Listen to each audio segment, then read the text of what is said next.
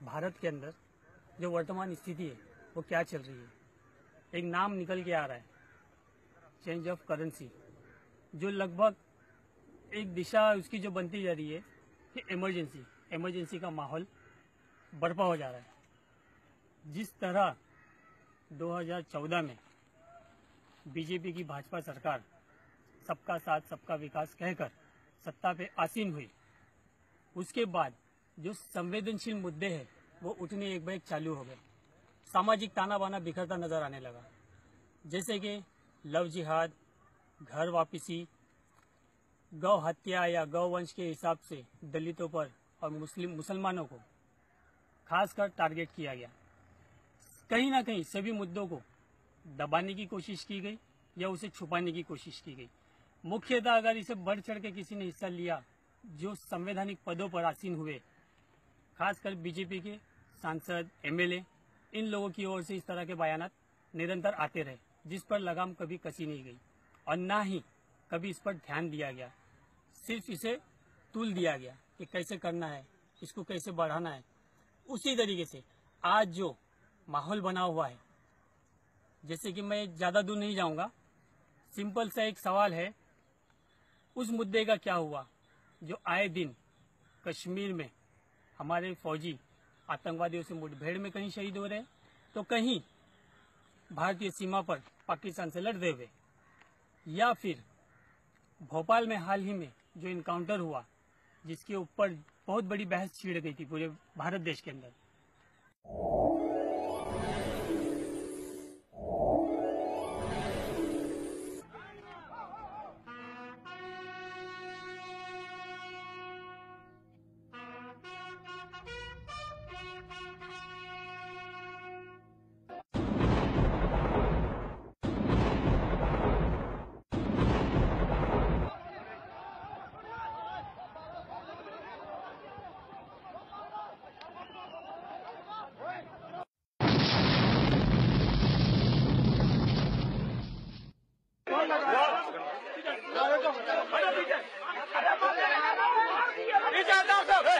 पीछे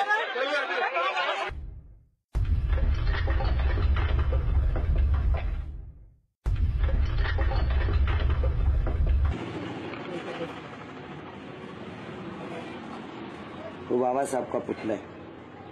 अब साफ कहेंगे,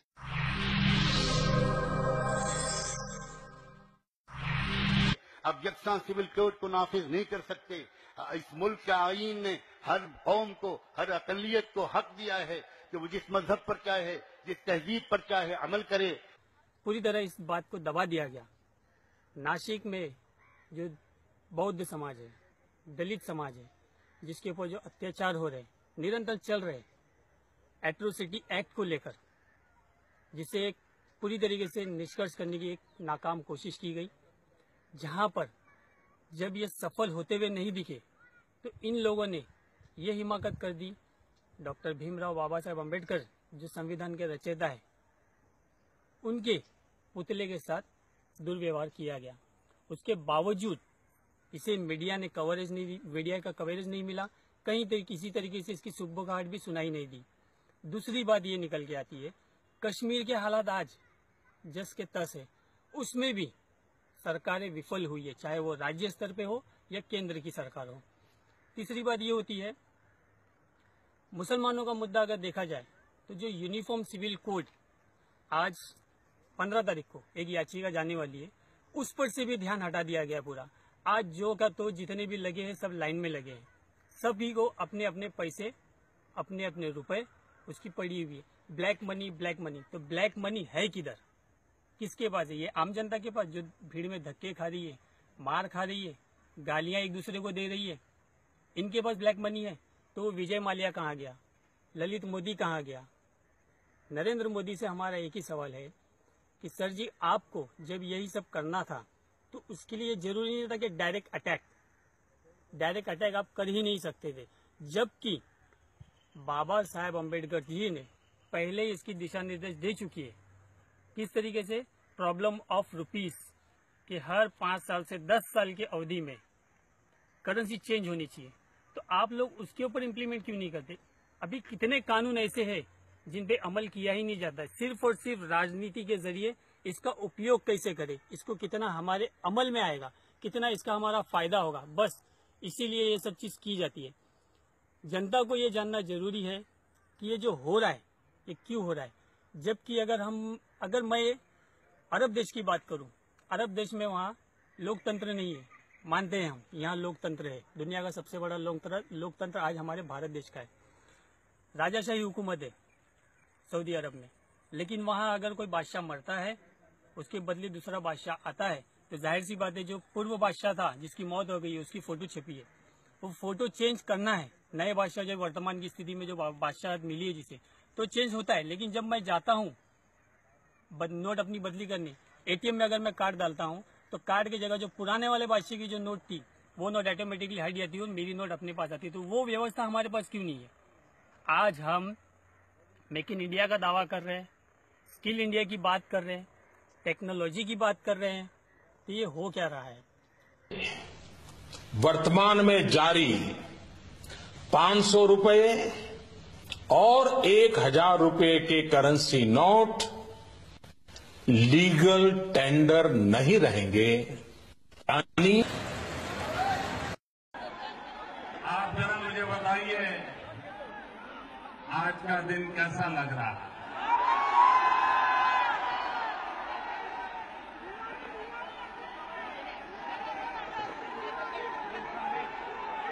अच्छे दिन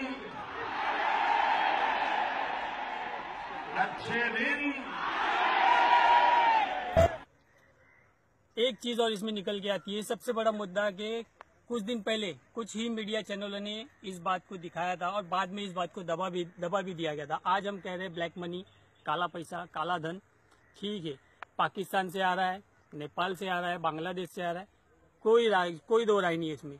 लेकिन इसकी क्या हकीकत किसी ने जानने की कोशिश की है?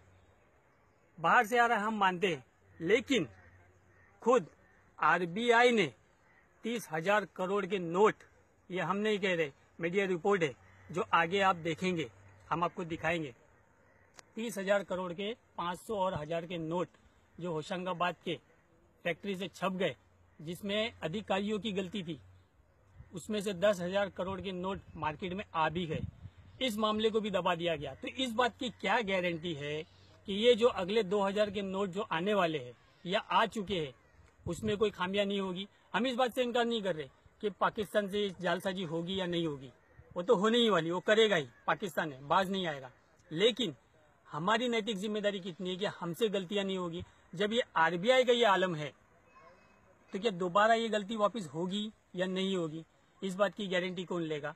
अभी सोशल मीडिया पे एक चीज वायरल हो रही है कि जो नोट निकली है 2000 की, उसे आप स्क्रब करो, उसका कलर निकल रहा है। ये क्या चीज है? ये क्यों हो रहा है? जब आपने नोट बांटे हैं, नोट निकाले हैं, तो ये हो क्यों रहा है? 30,000 करोड़ का जो मैं आपसे जिक्र कर रहा था, ये हमारी अगली रिपोर्ट में आप देखेंगे कि किस तरीके से गड़बड़ियां हुई है और आगे भी होने की आशंका है और हम इसकी उम्मीद कर सकते हैं।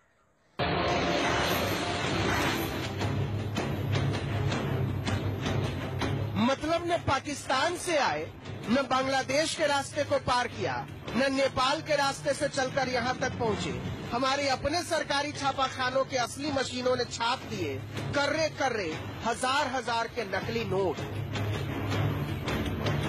होशियार हो जाइए, क्या पता आपकी जेब में असली मशीन से निकला वही नकली नोट आपके बटुए में। जल्दी से पहले पॉकेट की पड़ताल कीजिए। कोई एक आध नोट की बात नहीं है, पूरे 30,000 करोड़ के नकली नोट छाप दिए सरकारी छापे खाने ने। रिजर्व बैंक ऑफ इंडिया तक को खबर नहीं थी और जब तक खबर मिलती कोई 10,000 करोड़ के नकली नोट बाजार में उड़ने लगे थे। जो काम पाकिस्तान से लेकर बांग्लादेश के आतंकवादी कानून की नजरों से बचते हुए न जाने कितनी जहमत उठाकर अंजाम दे रहे थे, उसे हमारे ही सरकारी कर्मचारियों ने फुल प्रूफ सुरक्षा में अंजाम दिया।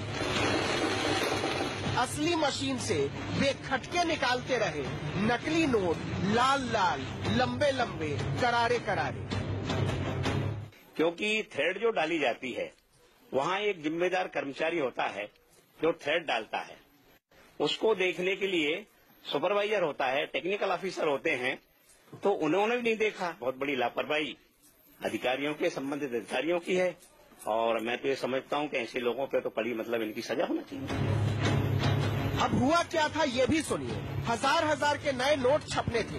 होशंगाबाद के छापेखाने में इन नोटों में सिल्वर सिक्योरिटी थ्रेड, जिससे असली और नकली नोट की पहचान होती है, उसे नोट में डालकर छपने के लिए नासिक भेजा जा रहा था। लेकिन होशंगाबाद के कारखाने ने बिना थ्रेड लगाए कागज नासिक भेज दिया और नासिक वालों ने उसे मशीन में झोंक दिया। छपने लगे हजार हजार के नोट और इस तरह से बिना सिल्वर सिक्योरिटी थ्रेड वाले 30,000 करोड़ के नोट छाप दिए गए। पूरी कथा सुनिए। 1000 के 5AG और 3AP सीरीज के नोटों में गड़बड़ी हुई है। नोटों का करेंसी पेपर पहले होशंगाबाद से निकला। सिक्योरिटी प्रिंटिंग और minting corporation of India limited से ये नासिक पहुंचा, जहां बिना चेक किए ही सभी पेपरों पर नोटों की छपाई हो गई। छपे नोटों को बिना जांच किए बाजार में उतार दिया गया। किसी को पता नहीं था, लेकिन जब ऐसे नोटों को छापने वाले होशंगाबाद और नासिक में कुछ कर्मचारियों को निलंबित किया गया, तब इस भयंकर भूल के बारे में पता चला।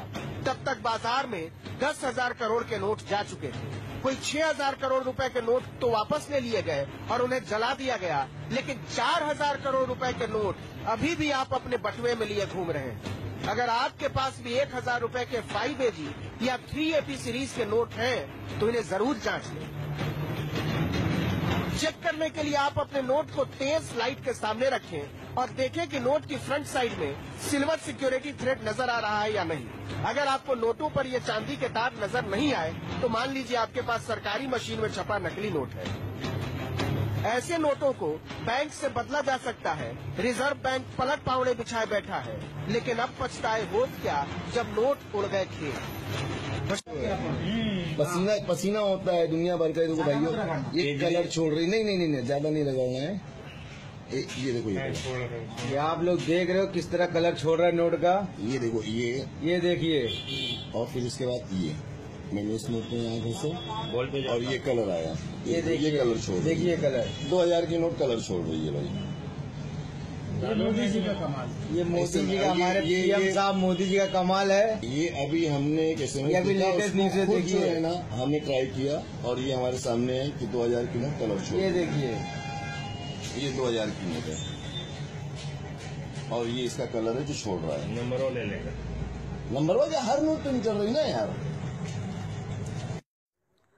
जैसा कि अभी हमने आपको सभी सब चीज से रूबरू कराया, हमें इस बात में नहीं जाना है क्या हो रहा है क्या नहीं हो रहा है, क्या हो सकता है, कितनी हानि होने से हम बचा सकते हैं। आज हम रुपए चेंज करने के चक्कर में कितने लोग अपने काम धंधे से महरूम हो गए हैं। अर्थव्यवस्था पूरी चरमरा सी गई है। इसका जिम्मेदार कौन? जो मौतें हुई है सदमे से, उसका जिम्मेदार कौन? मैं तो सिर्फ चलते चलते इतनी बात कहूंगा आपसे, हम भारतवासी है, यहाँ जन्मे हैं।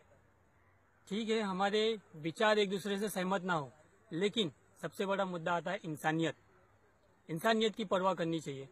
आज मेरे ही पैसे लेने के लिए मुझे घंटों इंतजार करना पड़ रहा है, तो उसके हिसाब से किसी शायर ने बहुत खूब कहा है, हम ही को कातिल कहेगी दुनिया, हमारा ही कत्लेआम होगा, हम ही कुएं खोदते फिरेंगे और हम ही पे पानी हराम होगा।